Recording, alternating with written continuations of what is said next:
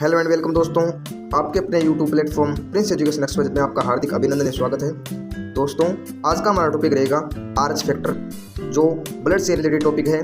इसके अलावा दोस्तों मैं आपको बता दूं, मैं पिछले कई दिनों से जो एलडीसी एग्ज़ाम है, इसके अलावा सीटी एग्ज़ाम और जो फॉरेस्ट गार्ड एग्ज़ाम है उसमें जनरल साइंस के टॉपिक लेकर आता हूँ। तो दोस्तों, वीडियो को शुरू करने से पहले चैनल को ज़्यादा से ज़्यादा शेयर करना, और अगर हमारे चैनल को सब्सक्राइब नहीं किया तो प्लीज़ एक बार सब्सक्राइब कर देना। आरएच कारक की खोज कोरल लैंडस्टीनर तथा विनर ने रिसस मकाका बंदर में की थी। किस में की थी? बंदर में की थी। आपके सामने बंदर दिखाई दे रहा है। इस बंदर में सबसे पहले आरएच जो फैक्टर है वो देखा गया था। ठीक है, आपको याद में रखना है।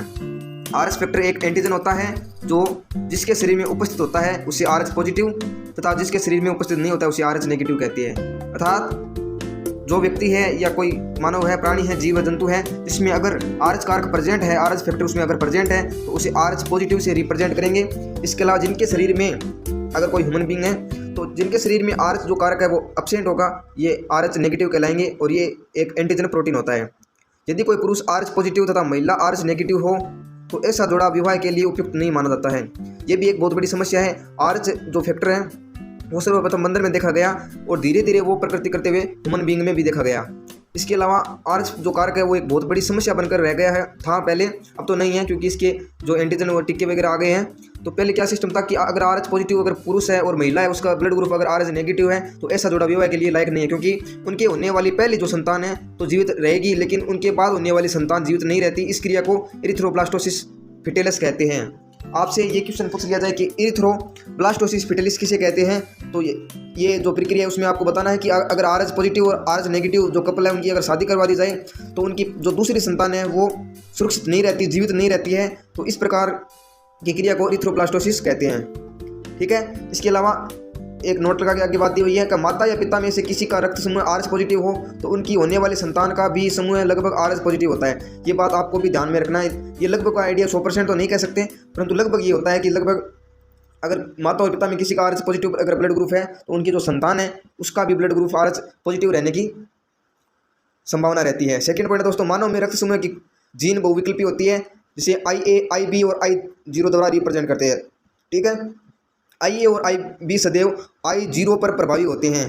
ठीक है, अब ब्लड ग्रुप है उसमें जो ब्लड ग्रुप A है उसकी आपके आगे जीन दिखाए गए हैं, जिनके जीन के दो युग्म विकल्पी IA और I0 हैं।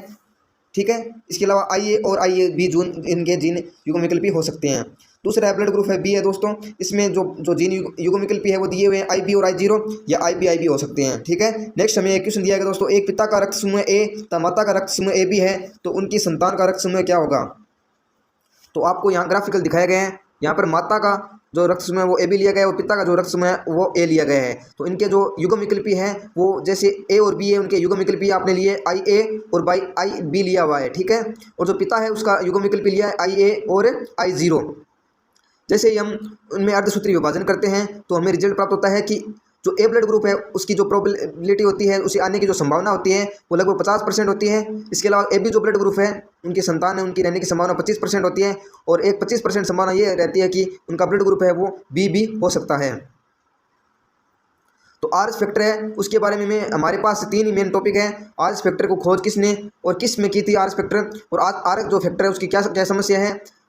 पहले तो ये समस्या रहती थी कि आरएच जो पॉजिटिव है उसकी नेगेटिव के साथ शादी नहीं हो सकती, परंतु आजकल इनकी हर चीज़ का जो तोड़ है वो आ गया है। इसके अलावा एक जो पिछला जो टॉपिक रह गया था रक्त नलिकाएं, ब्लड ट्यूब है, वो भी मैं आपको बताता हूँ। शरीर में पाई जाने वाली वे नलिकाएं जिनमें रक्त बहता है उन्हें क्या कहते हैं? रक्त नलिकाएं कहते हैं। अपने शरीर है, अपने बॉडी है, उनमें जो ब्लड ट्यूब होती है तो उन्हें क्या कहते हैं? ब्लड ट्यूब को क्या कहते हैं? रक्त नलिकाएं कहते हैं। ठीक है, ह्यूमन बीइंग है वो एक बंद परिसंचरण तंत्र में उनका ब्लड सर्कुलेशन होता है, यानी जो नाड़ियाँ हैं, जो नलिकाएं हैं, उनमें ब्लड रहता है। ये 2 प्रकार की होती है, धमनी और शिराएं। ये धमनी और शिराएं डायरेक्ट हार्ट से कनेक्ट होती है। इनमें एक में तो शुद्ध रक्त बहता है और एक में अशुद्ध रक्त बहता है। ठीक है, तो अपन इसमें जो अंतर है वो देख लेते हैं। ठीक है, धमनियाँ यह रक्त को हृदय से आगे ले जाती है, यानी ये हृदय से कनेक्ट होती है, और जो ब्लड है, जो रक्त है, उसे खून को हृदय से अपने हार्ट से बॉडी में सर्कुलेशन करने में सहायक होती है। ठीक है, दूसरी बात ये शिराएँ, ये रक्त को अंगों से हृदय में ले आती है, यानी जो धमनियाँ हैं वो जो प्योर जो ब्लड है, शुद्ध रक्त है, उसे हार्ट से बॉडी में ले जाती है, और जो शिराएँ हैं वो अशुद्ध रक्त को बॉडी से हृदय में लेकर आता है। दूसरा इसमें क्या है? शुद्ध रक्त यानी ऑक्सीजन कृत पाया जाता है। जो धमनियाँ हैं उनमें क्या है? प्योर ब्लड पाया जाता है। ऑक्सीकृत ब्लड को शुद्ध ब्लड कहते हैं और ऑक्सीजन रहित जो ब्लड होता है उसे अशुद्ध ब्लड कहते हैं। तो सिराएं उनमें अशुद्ध रक्त बहता है, ठीक है। इसमें अपवाद दिया है कि पाल्मोमेरी और फुफ्फुसीय है, उसमें क्या होता है कि धमनियां है उसमें अशुद्ध रक्त बहता है। इसके अलावा इसमें एक अपवाद है कि फुफ्फुसीय या पाल्मोमेरी सिरा है उनमें शुद्ध रक्त बहता है, ठीक है। पाल्मोनेरी जो धमनियां उसमें अशुद्ध रक्त बहता है और जो पाल्मोनेरी जो सिरा है उसमें शुद्ध रक्त बहता है। ये अपने बॉडी में हार्ट के पास जो कनेक्ट होती है उनमें अपवाद पाया जाता है। बाकी तो जो धमनियां और सिराएं हैं उनमें धमनियों में शुद्ध रक्त बहता है और जो सिराएं हैं उनमें अशुद्ध रक्त का सर्कुलेशन होता है, ठीक है। इसके अलावा जो धमनियां उनमें जो दाब होता है वो अधिक होता है और सिराओं में दाब कम, व दाब को पीछे जाने से रोकने के लिए कपाट भी पाई जाती है। इसमें क्या होता है, दाब कम होता है। इसके अलावा जो ब्लड है वो पीछे की तरफ ना जाए इसके लिए कपाट भी पाई जाती है। नेक्स्ट एंड फाइनल हमारा जो अंतर है वो दोस्तों, रंग इसका लाल व त्वचा की गहराई में पाई जाती है और इसका रंग नीला होता है और त्वचा की सरफेस पर पाई जाती है। अर्थात अपने डॉक्टर साहब है वो टीका लगाते हैं तो वो किस में लगाते हैं, सिराओं में लगाते हैं या धमनियों में लगाते हैं? आपका जवाब होगा सिराओं में लगाते हैं, ठीक है दोस्तों।